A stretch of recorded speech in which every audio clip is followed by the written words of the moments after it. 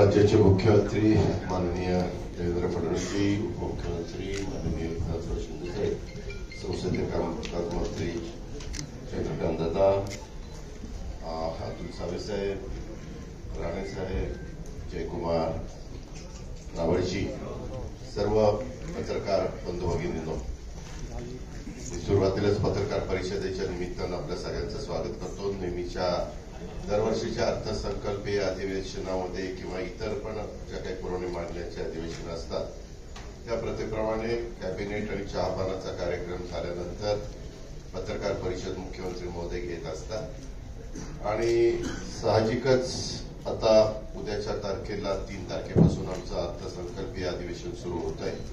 आपल्याला सगळ्यांना माहिती आहे की उद्या आम्ही पुरवणी मागण्या ठेवणार आहे आणि 10 तारखेला अर्थसंकल्प सादर करणार आहे. परंतु अलीकडच्या काळात अधिवेशनाच्या पूर्वसंध्येला नेहमीच आजपर्यंतची परंपरा होती की राज्याच्या मुख्यमंत्र्यांनी सर्व विरोधी पक्षाच्या सन्माननीय सदस्यांना बोलवायचं, विरोधी पक्ष नेत्याला बोलवायचं आणि निमंत्रित केल्यानंतर साधारण काय महत्वाचे प्रश्न आहेत, काय चर्चा विषयाची चर्चा करायची वगैरे साधक चर्चा होत होती. परंतु अलीकडं एक अलिखित प्रथेप्रमाणे चहापानाला न येण्याचा निर्णय घेतला गेलेला आहे. वास्तविक सरकार नवीन येत असतात, जनतेच्या मनात असेल ते जनता बदल करत असते. काही चांगलं काम केलं तर पुन्हा जनता त्या सरकारला पुन्हा संधी देत असते. असं असलं तरी देखील आम्हाला प्रचंड मोठ्या प्रमाणावर बहुमत मिळालेलं आहे, ही वस्तुस्थिती खरी आहे. आणि आमचा सगळ्यांचा प्रयत्न महायुतीचं सरकार चांगलं चालावं, प्रश्न व्यवस्थितपणे त्या ठिकाणी सुटावेत, या प्रकारे आमचं सगळ्यांचं कामकाज चाललेलं आहे. राज्यासमोरच्या महत्वाच्या प्रश्नांवर चर्चा पण आम्हाला विरोधी पक्ष नेत्यांची आणि सदस्यांच्या बरोबर करायची होती.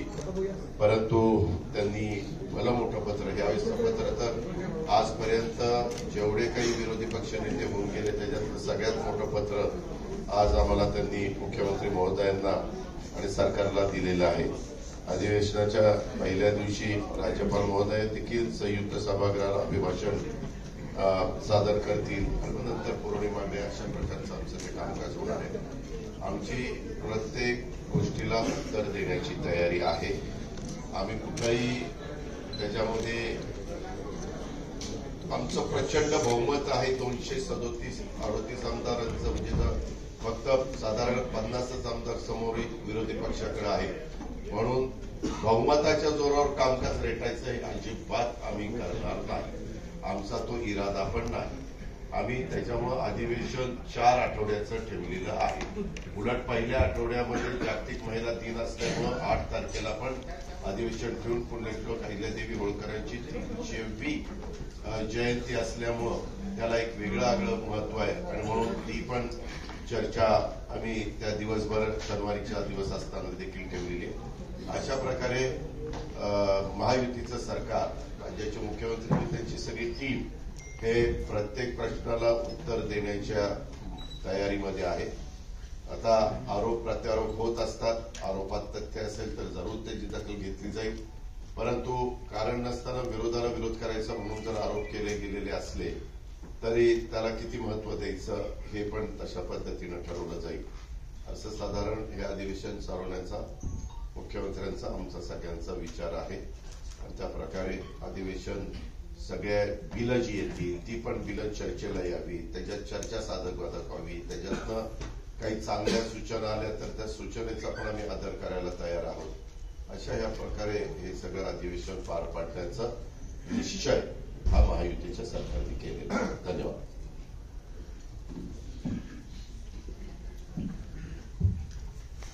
आजच्या पत्रकार परिषदेला उपस्थित राज्याचे मुख्यमंत्री देवेंद्र फडणवीसजी, आमचे उपमुख्यमंत्री अजितदादा, सर्व मंत्रिमंडळातील सहकारी आणि पत्रकार मित्र, उद्यापासून अर्थसंकल्पीय अधिवेशनाला सुरुवात होतीये आणि या सरकारचं हे महायुती सरकारचं दुसरं अधिवेशन आहे आणि त्यातला हा पहिला अर्थसंकल्प आहे.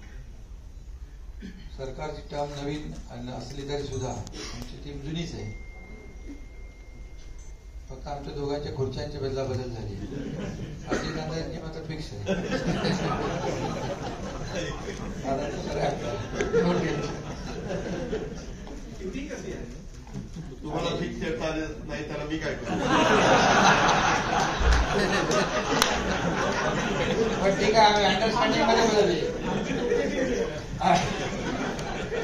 अंडरस्टँडिंग मध्ये पण अजितदादा अर्थसंकल्प पुन्हा मांडतील आणि या अर्थसंकल्पात देखील आपण अजितदादा मांडतील, पण विरोधकांचं काय, ते काय मांडणार? त्यांचा तर व्यर्थ संकल्प सुरू आहे. आणि नुसत्या आता अजितदादांनी सांगितलं की आता सगळ्यात जास्ती आता यांची काल झाले का, सगळ्यात मोठं पत्र म्हणजे आमदारांची संख्या कमी झाली म्हणून मोठं पत्र काय? अंतिम आठवडा काय डबल अंतिम आठवडा दिलाय म्हणजे आतापर्यंतच्या सगळ्यात जास्ती म्हणजे आता पण काय म्हणत होतो आपण अंतिम आठवडा अर्थसंकल्प, आता डबल अंतिम आठवडा अर्थसंकल्प आहे. ठीक आहे, चांगली प्रगती आहे आणि विरोधी पक्ष नेता होऊ शकत नाही एवढं देखील जनतेने त्यांचं काम करून ठेवलंय. असू द्या, मी काय त्याच्यावर टीका करत नाही. आम्हाला गेल्या 2.5 वर्षामध्ये महायुतीने आमच्या टीमने चांगलं काम केलं आणि म्हणून महायुतीला दणदणीत विजय मिळाला. 232 आता अजितदादांनी सांगितलं 232 आमदार निवडून आले. लँडस्लाईड धरून बाकी 237 म्हणजे लँडस्लाईड विक्ट्री मॅन्डेट जनतेने दिलं आम्हाला. तरी सुद्धा कुठल्याही परिस्थितीमध्ये आम्ही हुरळून जाणारे नाही आणि लँडस्लाईड विक्ट्री मिळाली म्हणून आमच्या डोक्यात हवाही जाणार नाही. आम्ही जमिनीवरचे कार्यकर्ते आहोत आणि म्हणून जास्त विजय मिळाल्यामुळे आता आमची जबाबदारी देखील जास्त वाढलेली आहे.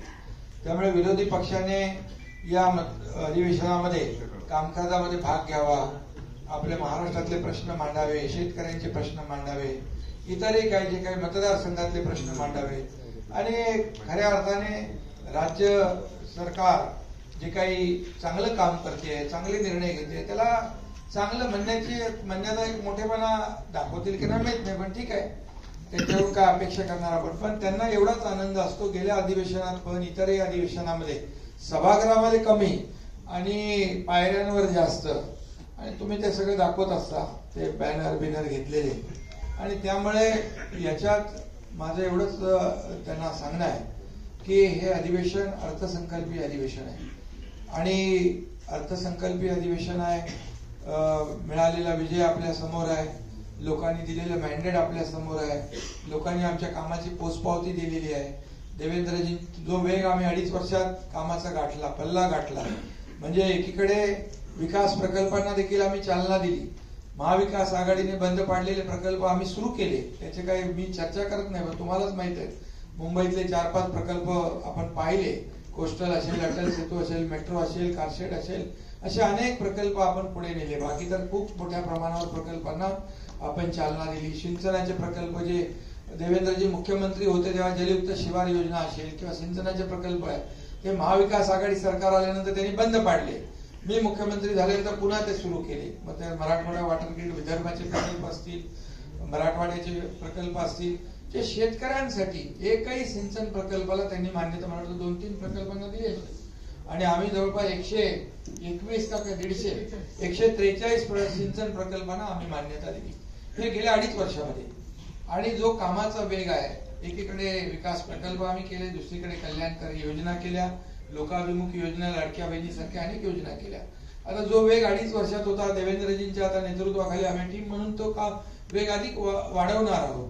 आणि म्हणून सर्वसामान्य लोकांच्या जीवनामध्ये बदल घडवण्याचं काम आमचं सरकार, जे सर्वसामान्यांचं सरकार आम्ही म्हणतो, ते आम्ही करून दाखवलं आणि सर्वसामान्यांच्या आयुष्यामध्ये चांगले दिवस आणण्याचा प्रयत्न केला. तर यापुढे देखील या राज्याला पुढे नेणं हाच आमचा अजेंडा आहे आणि त्यामुळे या अजेंड्याप्रमाणे आम्ही जे काही केलंय ते आपल्याला सगळ्यांना माहित आहे. या देखील अर्थसंकल्पामध्ये त्याचं प्रतिबिंब अजितदादा अर्थसंकल्प मांडतील. त्यांना अर्थसंकल्प मांडण्याचा अनुभव गेल्या अनेक वर्षांचा आहे आणि या अर्थसंकल्पात देखील सर्वसामान्य माणसाला आणि राज्याच्या विकासाचं प्रतिबिंब नक्कीच उमटलेलं या ठिकाणी दिसेल. आणि राज्याची जी काही वेगवान वाटचाल आहे ती अधिक वेगाने, म्हणजे खऱ्या अर्थाने दुप्पट क्षमतेने आणि चौपट वेगाने या ठिकाणी आम्ही करू. त्याची सुरुवात मुख्यमंत्री महोदयांच्या नेतृत्वाखाली झालेली आहे आणि त्यामुळे यामध्ये आमची जी काही दररोज बातम्या येत असतात त्या बातम्यांकडे काय आम्ही लक्ष देत नाही. म्हणजे बातम्या जे तुमच्याकडे नाही, जे बातम्या देणारे आहेत त्यांच्याकडे. कारण त्यांनी तर आमच्यावर आरोपच केले. आतापर्यंत 2.5 वर्षामध्ये एकही दिवस असा गेला नाही की आरोपाशिवाय गेला. सरकार आता बदललं, लोकांनी शिक्कामोर्तब केलं. ते लोक म्हणाले की आता निवडणूक आयोगाने आम्हाला फसवलं, सुप्रीम कोर्टाच्यावर आरोप केले, मग ईव्हीएम वर आरोप केले. जेव्हा ते जिंकतात तेव्हा ईव्हीएम चांगली, जेव्हा हारतात तेव्हा ईव्हीएम वर दोष देतात. हे सगळं करत करत आतापर्यंत आलं. परंतु आम्ही कुठल्याही आरोपाने कामाने उत्तर दिलेलं आहे. यावेळी देखील आम्ही काम करत राहणार. त्यांच्या सर्व प्रश्नांची उत्तरं द्यायला सरकार समर्थ आहे. त्यांनी साधक बाधक चर्चा केली पाहिजे आणि या ठिकाणी या जनतेसाठी आपण जे काय अधिवेशन घेतो त्यांना आपल्याला न्याय दिला पाहिजे. आणि बाकी चहापानाच्या वर तर त्यांनी नेहमीप्रमाणे बहिष्कार घातलेला आहे. परंतु चहापान म्हणजे एक संवाद असतो, चर्चा असते. परंतु विरोधी पक्षाने तो कायम आपला जो काय हट्ट आहे तो कायम ठेवलेला आहे. मुद्द्यांवर त्यांनी चर्चा करावी, काही प्रॉब्लेम नाही. परंतु सूड भावनेतून, द्वेष भावनेतून टीका केली तर त्याला देखील तसंच उत्तर दिलं जाईल. कारण शेवटी एक मर्यादा असते टॉलरेट करण्याची आणि प्रत्येकाची एक सहनशीलतेची क्षमता असते. त्यामुळे विकासाच्या बद्दल बोलावं, राज्याचा विकास सुरू आहे, विकासामध्ये त्यांनी सहभागी व्हावं. तेच रडगाणं गाण्यापेक्षा आमच्यासोबत विकास गाणं गावं. आम्ही त्यांचं स्वागत करू. कारण शेवटी विरोधी पक्ष आणि सत्ताधारी पक्ष जे आहे ही रथाची 2 चाकं आहेत. आम्ही विरोधी पक्षाला कमी हे मोजत नाही किंवा त्यांना अंडर एस्टिमेट पण करत नाही. त्यांची संख्या जरी कमी असली तर शेवटी आम्ही नाही केलं, ते जनतेने केलं. जनतेने हे सगळं जो काही निकाल दिलेला आहे ते म्हणाले जनतेच्या दरबारात जाऊ. आम्ही जनतेच्या दरबारात तेही गेले, आम्हीही गेलो. आणि मग आमचं म्हणाल किंवा अजितदादांचं म्हणाल तर आता खरी शिवसेना आणि खरी राष्ट्रवादी याच्यावर जनतेने शिक्कामोर्तब केलेलं आहे. त्यामुळे मला या ठिकाणी जास्त काय बोलायचं नाही. पण मला एवढंच सांगायचं आहे की ज्या काही बातम्या मुद्दामून या ठिकाणी पेरल्या जातात त्या आम्हालाही कळतात आणि ज्याच्याशी कोणाचा संबंध नाही त्याचंही नाव जोडलं जातं. आणि म्हणून तुम्ही पण एक बाजू ऐकून तसंच तुम्ही बातम्या देत असता. त्यामुळे काय, ज्यांच्यावर विश्वास नाही लोकांचा, ज्यांची विश्वासार्हता संपलेली आहे ते खोट्या बातम्या देतात आणि तुम्ही खोट्या बातम्या छापता. त्यामुळे खरं म्हणजे एक लोकशाहीमध्ये एक चौथा म्हणजे तुमचा खरं म्हणजे पत्रकारिता हा चौथा स्तंभ आहे. आणि त्याच्यामुळे तुमच्यावरची देखील विश्वासार्हता कमी होऊ नये असं आमचं मत आहे. त्यामुळे आपण देखील बातम्या, ब्रेकिंग न्यूज वगैरे हे सगळं आपण करतो. पण तुम्ही ब्रेकिंग न्यूज किती दिले तरी आमच्यामध्ये काय ब्रेक होणार नाही. त्यामुळे तेही होणार नाही. आणि कोल्ड वॉर कुठलं काय, कुठं आहे का काय? एवढ्या उन्हाळ्यामध्ये कुठं कोल्ड वॉर असतं? तिथे सगळं थंडा कुसकुस आहे आणि काही नाही आमच्यामध्ये. काही बिलकुल काय. आमचा अजेंडा काय? आमचा अजेंडा खुर्ची मिळवणं नाहीये. आमचा अजेंडा काही सत्ता मिळवणं किंवा स्वतःचा स्वार्थ साधणं नाहीये. आमचा अजेंडा ठरलेला आहे की या महाराष्ट्रातल्या जनतेला काय मिळालं पाहिजे. आम्हाला काय मिळालं यापेक्षा महाराष्ट्रातल्या जनतेला काय मिळालं हा मोठा विषय आहे. आणि त्यामुळे महाविकास आघाडी आणि महायुतीमध्ये हा मोठा फरक आहे. आणि त्यामुळे तुम्हाला आमची विनंती एवढीच आहे की थोडी शहानिशा करून आपण जर बातम्या दिल्या तर खूप त्याचा माणसामध्ये देखील आपली जी प्रतिमा आहे मीडियाची ती देखील चांगली राहील. कारण शेवटी ती एखादी बातमी दिल्यानंतर तुम्हाला परत ती दुसरी बातमी, खरी बातमी छापायला लागते, खरी बातमी दाखवायला लागते. त्यामुळे एवढंच आमची विनंती आहे. आणि कुठं चुकलं तर तुम्ही सांगा ना बाबा इथं चूक आहे म्हणून. परंतु जे सरकारने केलेलं चांगलं काम आहे किंवा जे कोणी आरोप केले ते आरोप खरे आहेत की खोटे आहेत याची देखील थोडी शहानिशा आपण केली पाहिजे. आता आम्ही पण काही आमच्या दोघांवर खोट्या गुन्ह्यामध्ये नावं टाकायचं ते काय एक आपला प्रवीण दरेकरनी ते दिलं होतं ना, व्हिडिओ आला होता, व्हिडिओ क्लिप. तर त्याची SIT लावलेली आहे आणि त्या चौकशीत बरंच काय बाहेर येत आहे. म्हणजे मोठ्या प्रमाणावर खळबळजनक काही गोष्टी आहेत त्याही येतील. पण आम्ही कधी म्हणालो का त्याच्या बाबतीमध्ये? हे आलंय ते आलंय, येईल ना. त्याचा अहवाल आल्यानंतर आपल्याला कळेल आणि ते खरं असेल. आम्ही कुठल्याही खोटं सूड भावनेने कुठलंही काम करणार नाही. सत्ता किती आमच्याकडे बहुमताची असली तरी सुद्धा कुणावरही सूड भावनेने द्वेषापोटी कुठल्याही आकसाने आकस बुद्धीने कुठलीही कारवाई आम्ही करणार नाही. आमचा तो तिघांचाही स्वभाव नाही. आणि म्हणून फक्त एवढंच आहे की हे अधिवेशन जे आहे हे अधिवेशन अर्थसंकल्पीय अधिवेशन आहे. या महाराष्ट्रातल्या तमाम जनतेच्या दृष्टीने महत्वाचं आहे.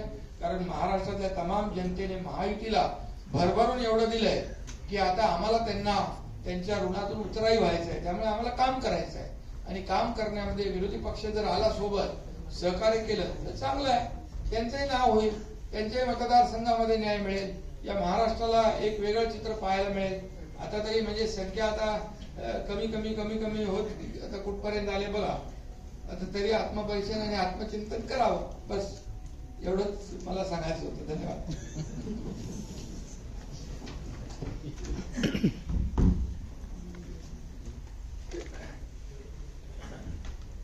माननीय उपमुख्यमंत्री शिंदे साहेब, माननीय अजितदादा पवार, मंत्रिमंडळातील आमचे सर्व सहकारी आणि पत्रकार भगिनी बंधूंनो, सर्वप्रथम आज रणजी ट्रॉफीमध्ये विदर्भाच्या संघाने केरळवर मात करून रणजी ट्रॉफी आपल्या राज्यामध्ये आणली त्याबद्दल मी विदर्भाच्या टीमचं सर्व प्लेयर्सचं अतिशय मनापासून अभिनंदन करतो. राज्याचं अर्थसंकल्पीय अधिवेशन 3 ते 26 मार्च या दरम्यान या ठिकाणी आपण करणार आहोत. आणि मला असं वाटतं की हे तसं नवीन सरकारचं एक प्रकारे पहिलंच अर्थसंकल्पीय अधिवेशन आहे. आणि जसं दादांनी सांगितलं की आम्ही कुठेही अधिवेशन आटपून टाकावं अशा मानसिकतेत न राहता त्या ठिकाणी नीट 4 आठवड्याचं अधिवेशन हे आपण आयोजित केलंय. आज ज्याचा उल्लेख या ठिकाणी झाला की विरोधी पक्षाने एक 9 पानाचं पत्र दिलेलं आहे.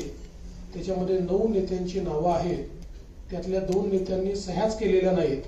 एक नाव जरा आम्ही शोधतोय की नेमके ते आमदार आहेत का नाही आहेत, तर म्हणजे असतील कदाचित, पण आमच्या काही लक्षात येत नाही. आता आम्ही जरा ते शोधायला पाठवलेलं आहे की बाबा ते कोण आहेत नेमके.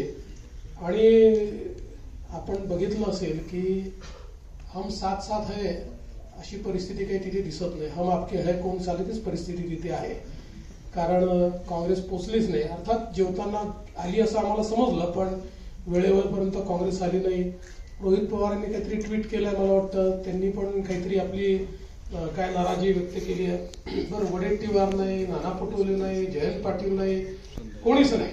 त्याच्यामुळे एकूणच हे कशा पद्धतीनं विरोधी पक्षाचं कामकाज चाललेलं आहे हे आपण बघितलं पाहिजे. खरं तर चहापानावर त्यांनी बहिष्कार घातला. आत्ता त्यांना ही संधी होती, जेव्हा नवीन सरकार बनतं त्यावेळी पहिल्या अधिवेशनाला बाबा एक सकारात्मक चर्चा आपण करूया अशा प्रकारची संधी होती. त्यांनी संवाद स्थापित करावा असं आपल्या पत्रकार परिषदेत म्हटलं, पण संवादाचं सगळ्यात मोठं माध्यम जे होतं, आम्ही त्यांना चहापानाला निमंत्रित केलं होतं, म्हणजे संवादालाच निमंत्रित केलं होतं, पण त्याच संवादावर त्यांनी बहिष्कार टाकला.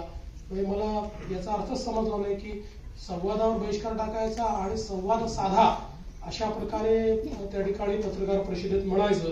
पण मला असं वाटतं की काही हरकत नाही. त्यांनी ऍक्च्युली हे जे काही 9 पानी पत्र दिलेलं आहे, या पत्रात संपूर्ण पत्र हे वर्तमानपत्राच्या बातम्यांवर आधारित आहे. तर त्या बातम्यांसोबत त्यांनी सरकारने दिलेला खुलासा जरी वाचला असता तरी 9 पानाचं पत्र अर्ध्या पानात त्यांना निश्चितपणे देता आलं असतं. पण हरकत नाही, त्यांनी पुन्हा हे सगळे मुद्दे जर हाऊसमध्ये मांडले तर आम्ही त्याची उत्तरं त्या ठिकाणी देण्याकरता तयार आहोत. 2 महत्वाच्या चर्चा आपण या सभागृहामध्ये ठेवलेल्या आहेत. 8 मार्चला पुण्यश्लोक अहिल्यादेवी होळकर यांच्या 300व्या जन्मशताब्दीच्या निमित्ताने एक चर्चा आपण ठेवली आहे, ज्याच्यामध्ये महिला दिन असल्यामुळे सक्षमीकरणाचा जो सगळा मुद्दा आहे त्या अनुषंगाने ही चर्चा एक सकारात्मक अशा प्रकारची चर्चा आहे. आणि भारतीय संविधानाचं अमृत महोत्सवी वर्ष असल्यामुळे आपण 1-2 दिवसाची चर्चा ही भारतीय संविधानाच्या अनुषंगाने कशा प्रकारे आपला विकास झाला आणि संविधानाने आपल्याला काय काय दिलं अशा प्रकारची एक सकारात्मक चर्चा व्हावी. म्हणजे ते लाल संविधान पकडून करतात तशा प्रकारची नाही, तर माझी अपेक्षा आहे की संविधान वाचून किंवा त्यातल्या तरतुदी समजून आमचा विरोधी पक्ष देखील त्याच्यावर एक चांगली सकारात्मक चर्चा करेल अशी माझी या ठिकाणी अपेक्षा आहे. खरं म्हणजे आत्ताच शिंदे साहेबांनी सांगितलं की अलीकडच्या काळामध्ये रोज मला एक स्थगितीची बातमी पाहायला मिळते आणि मी स्थगिती दिलेली आहे असं मला रोज ऐकायला मिळतं. मग मला विचारावं लागतं माझ्या ऑफिसला की आपण कधी दिली. मग ते म्हणतात की आपल्याकडे तर अशी फाईलच आली नाही. मग मला शोधून काढावं लागतं. अलीकडच्या काळामध्ये 2 गोष्टी माझ्या असं लक्षात आल्यात, मी तुम्हाला विनम्रपूर्वक सांगू इच्छितो. एक, आमच्याकडे कुठल्याही आमदारांनी निवेदन दिल्यानंतर त्यांनी काही मागणी केली असेल किंवा एखादा आरोप जरी केला असेल तरी त्याच्यावर आपण तपासून कारवाई करावी किंवा माहिती द्यावी असं लिहितो. आपण कधीच इग्नोर करत नाही. असं पत्र गेलं म्हणजे चौकशी सुरू झाली, असं पत्र गेलं म्हणजे आता त्याच्यावर स्थगिती आली, अशा प्रकारच्या बातम्या करणं हे थोडं बाळगोद आहे असं नसतं. कारण कुठल्याही वेळेस आपल्याला कारवाई करायची असेल किंवा स्थगिती द्यायची असेल, दुसरी बाजू आल्याशिवाय आपण अशा प्रकारे कधीच करत नाही. आता कालचा आरोग्य विभागातला जो विषय आहे हा विषय देखील आपण समजून घेतला पाहिजे की या संदर्भात आरोग्य विभागाच्या संदर्भात जे काही केंद्र सरकारने आपल्याला पैसे दिले होते त्या पैशामध्ये आपण जी काही कामं सुचवली त्या कामांमध्ये आपण 9% पैसा हा कॅपिटल एक्सपेंडिचरवर खर्च केला होता आणि केंद्राचं म्हणणं होतं तो 5% केला पाहिजे. म्हणून केंद्राने आपल्याला कळवलं की तुम्ही प्रायोरिटाईज करून 9%च्या ऐवजी 5% करा. त्यानुसार संबंधित खात्याच्या मंत्र्यांनी आणि सचिवांनी ही माहिती मागवली की आता कुठली कुठली कामं घेतल्यात त्यातली काय प्रायोरिटी ठरवायची. त्यामुळे ही फाईल कधी माझ्याकडे आली नाही, मी त्याच्यावर कधी बघितलंही नाही आणि मी त्याच्यावर कुठली स्थगिती दिली नाही. तर मला असं वाटतं की जिथे एखादी चूक होते असं लक्षात आलं तर मी स्थगिती निश्चितपणे देईल आणि त्याच्यामध्ये आवश्यकता पडली तर समजा खातं शिंदे साहेबांच्या शिवसेनेचं असेल त्यांच्याशी चर्चा करेल किंवा दादांकडचं असेल तर त्यांच्याशी चर्चा करेल. पण मला असं वाटतं की एक वातावरण जे तयार करण्यात येत आहे की बाबा काहीतरी इथे ओढताण चाललेली आहे, वन अपमॅनशिप करणं चाललेलं आहे आणि आता मुख्यमंत्री कुठेतरी शिंदे साहेबांनी सुरू केलेल्या गोष्टी कशा बंद करता येतील किंवा कुठेतरी कट टू साईज कसं करता येईल.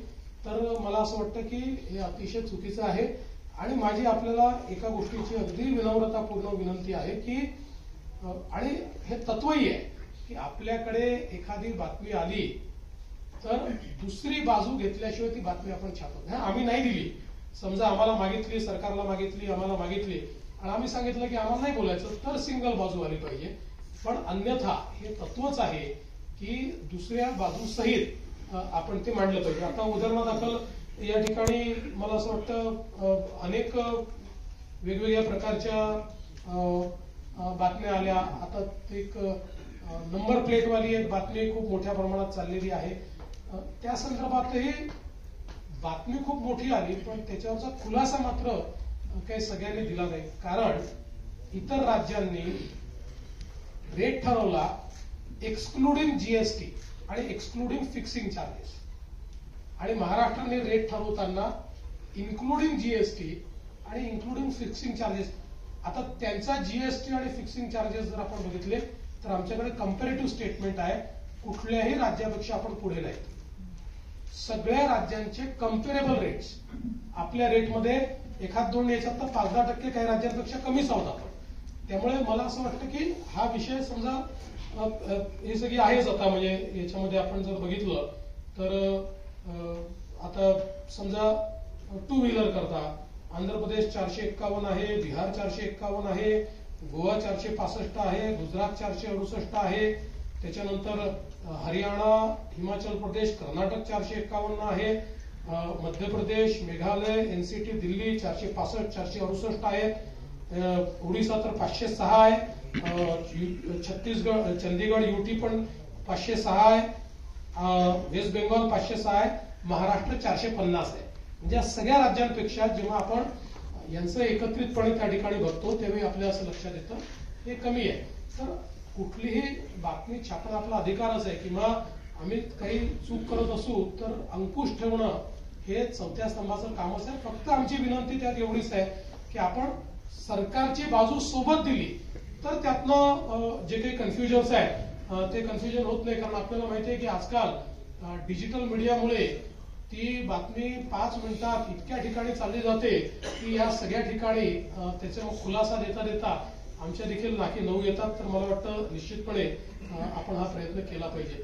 खरं म्हणजे आजच्या पत्रामध्ये काही गोष्टी या ठिकाणी मांडलेल्या आहेत आणि छत्रपती शिवाजी महाराजांच्या बद्दल अवमानकारक कोणी वक्तव्य करताय आणि त्याला सरकार कोणालाही वाचवणार नाही.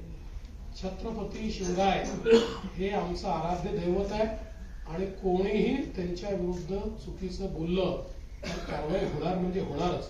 पण मला कधी कधी आश्चर्य वाटतं की बोलणारे कोण आहे. तर औरंगजेबाचा महाल जुना झालेला आहे त्याचं संवर्धन करा अशी मागणी करणारे, किंवा अफजल खानच कसा मोठा होता आणि अफजल खानामुळे शिवाजी कसे मोठे झाले हे सांगणारे, आणि इशरत जहाच्या नावाने रुग्णवाहिका सुरू करणारे, अशा लोक त्या ठिकाणी जर आम्हाला छत्रपती शिवाजी महाराज काय ते सांगत असतील तर त्यांच्याकडनं आम्हाला महाराज समजून घ्यायचे नाहीत. आम्हाला महाराज पुरेपूर माहिती आहे आणि महाराजांनी जो मार्ग दाखवलेला आहे त्या मार्गानेच काम करणारे आम्ही आहोत. आम्ही तर पहिल्या दिवशी सांगितलं की आम्ही तिघही मुख्यमंत्री उपमुख्यमंत्री म्हणून नाही, छत्रपती शिवरायांचे मावळे म्हणून या ठिकाणी काम करतो. त्यामुळे मला असं वाटतं की अशा प्रकारे विनाकारण काहीतरी गोष्टी सांगणं हे अत्यंत चुकीचं आहे. मला या निमित्ताने हे देखील सांगायचं आहे की आपण जो 100 दिवसाचा कार्यक्रम हातामध्ये घेतला तो अत्यंत यशस्वी होतोय आणि खूप चांगल्या प्रकारे त्याचं काम चाललेलं आहे. त्याचा परवा आम्ही तिघांनी मिट्टम आढावा घेतला आणि त्यामध्ये अनेक कार्यालयांनी इतकं चांगलं काम केलेलं आहे. म्हणजे शेकडो टन अशा प्रकारचा जो काही कचरा आहे किंवा कागद आहेत या कागदांची विल्हेवाट लावणं, नव्याने त्या ठिकाणी जो काही रेकॉर्ड आहे त्या रेकॉर्ड रूम्स तयार झाल्या, त्या रेकॉर्ड रूम मध्ये नीट कागद गेली, सगळ्या कार्यालयांमध्ये मोठ्या प्रमाणात पाट्या लागल्या, वेळा त्या ठिकाणी ठरल्या, असं अनेकांनी चांगला कार्यक्रम घेतला. जुनी वाहनं निर्लेखित केली, ती सगळी जी काही घाण पडली होती ती सगळी वाहनं निर्लेखित करण्याचं काम केलं आणि अतिशय चांगलं काम केलं. आणि त्या दिवशी जवळपास आम्ही VCवर 7,000 ऑफिसेस घेतले होते. म्हणजे आपण जर विचार केला तिथे प्रत्येक ऑफिसमध्ये 2-3 लोकांचा विचार केला तर 20-21 हजार लोक हे या ठिकाणी VCच्या माध्यमातून आमच्याशी जुडले होते. आणि आता यांचं पूर्ण इव्हॅल्युएशन पुन्हा नव्याने आम्ही करणार आहोत आणि थर्ड पार्टी करणार आहोत. जी केंद्र सरकारची एक क्वालिटी काउन्सिल ऑफ इंडिया ही जी संस्था आहे त्या संस्थेला आम्ही आता याचं इव्हॅल्युएशन दिलेलं आहे. म्हणजे जेव्हा 100 दिवस पूर्ण होतील ते 100 दिवस समजा 14 एप्रिलला आपण ते पकडलेले पूर्ण होतील असं कार्यक्रम सुरू झाल्यापासून.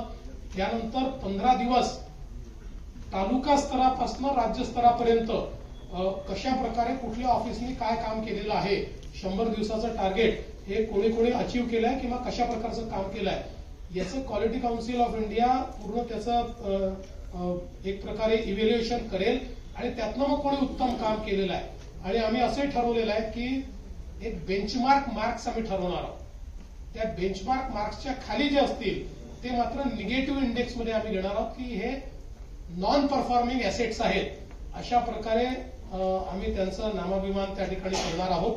त्यामुळे मला असं वाटतं की एक अतिशय चांगलं हा जो विषय आहे हा आपण निश्चितपणे केलेला आहे. या अधिवेशनामध्ये एकूण जी काही संयुक्त समितीकडे प्रलंबित विधेयक आहेत तर एकच विधेयक संयुक्त समितीकडे प्रलंबित आहे. विधानसभेत एक विधेयक प्रलंबित आहे आणि नवीन आतापर्यंत 5 विधेयकं ही आपण त्या ठिकाणी प्रस्तावित केलेली आहेत. ज्याच्यामध्ये महाराष्ट्र जमीन महसूल संहिता आहे, महाराष्ट्र हॉटेल उपहारगृहे असे एक त्या ठिकाणी आहे, महाराष्ट्र विनियोजन विधेयक आहे, पुरवणी विनियोजन विधेयक आहे आणि महाराष्ट्र महामार्ग सुधारणा विधेयक आहे. अर्थात दरम्यानच्या काळात अजून काही विधेयकं ही त्या ठिकाणी येतील. सगळ्या विधेयकांवर योग्य अशा प्रकारची चर्चा करण्याची आमची तयारी आहे आणि सभागृहामध्ये जास्तीत जास्त चर्चा झाली पाहिजे अशा प्रकारचा आमचा प्रयत्न असेल. आणि त्यासोबत आम्ही माननीय अध्यक्षांनाही विनंती करणार आहोत आणि प्रतोदांनाही विनंती करणार आहोत की जे नवीन सदस्य निवडून आलेले आहेत त्यांना देखील संधी जास्तीत जास्त मिळाली पाहिजे, जेणेकरून त्यांच्या मतदारसंघातल्या गोष्टी त्यांना मांडता आल्या पाहिजे. एक गोष्ट अजून या ठिकाणी सांगतो की सोयाबीनच्या खरेदीच्या संदर्भात 10%च खरेदी झाली अशा प्रकारचं एक पत्रामध्ये लिहिलेलं आहे. खरं म्हणजे एक्झॅक्ट आकडा तर जयकुमारजी सांगतील मला, पण गेल्या 15 वर्षाच्या इतिहासातील सर्वाधिक खरेदी जी होती त्याच्या 10 पट जास्त खरेदी झाली. त्यामुळे आजपर्यंत आता अक्षरशः गोडाऊनमध्ये जागा उरलेली नाही. तूर खरेदी करण्याकरता नव्याने खासगी गोडाऊन आम्हाला भाड्याने घ्यावे लागले. इतक्या मोठ्या प्रमाणात ही खरेदी आपण केलेली आहे. त्यामुळे मला असं वाटतं की त्याचे आकडे हे आम्ही विधानसभेत देखील या ठिकाणी सांगू. या अधिवेशनामध्ये राज्याचं बजेट अजितदादा मांडणार आहेत. अतिशय चांगलं, अतिशय बॅलन्स बजेट हे या ठिकाणी आम्ही मांडू. जरीही वेगवेगळ्या योजनांचा स्ट्रेस हा आमच्या बजेटवर असला तरी आर्थिक शिस्त पाळण्याचा प्रयत्न आम्ही त्यातही केलेला आहे. आपली साधन संपत्ती कशी वाढवता येईल, कुठल्याही परिस्थितीमध्ये कॅपिटल एक्सपेंडिचरवर त्याचा परिणाम होणार नाही, कॅपिटल एक्सपेंडिचर करता काय वेगवेगळ्या पद्धती असू शकतील, अशा सगळ्या गोष्टींचा विचार करून एक बॅलन्स बजेट देण्याचा प्रयत्न या ठिकाणी आम्ही करतो आहोत. आणि आमच्या फ्लॅगशिप स्कीम्स कुठल्याच आम्ही त्या ठिकाणी लाडकी बहीण बंद होणार वगैरे असं काही नाही. त्याच्यामध्ये जसं आम्ही सांगितलं की नियमाच्या बाहेर जे आहेत त्यांनाच फक्त आम्ही त्या ठिकाणी एक प्रकारे, कारण आमच्या विरोधकांनी त्यातही दिलं 10 लाख कमी झाले वगैरे, तर त्याच्यामध्ये आपल्यावर सीएजीने टाकलेले बंधन आहे की एखादी स्कीम सुरू केल्यानंतर स्कीम मध्ये बसणाऱ्यांनाच पैसे हे राज्य सरकारला देता येतात आणि स्कीमच्या बाहेरच्या लोकांना देता येत नाही. त्यामुळे तेवढ्यापुरतं आम्ही त्या संदर्भातली कारवाई केली आहे. बाकी देशामध्ये असं माझं मत आहे की अशा प्रकारच्या स्कीममध्ये सगळ्यात जास्त लोकांना एक प्रकारे शासकीय मदत देणारं राज्य हे महाराष्ट्र ठरणार आहे.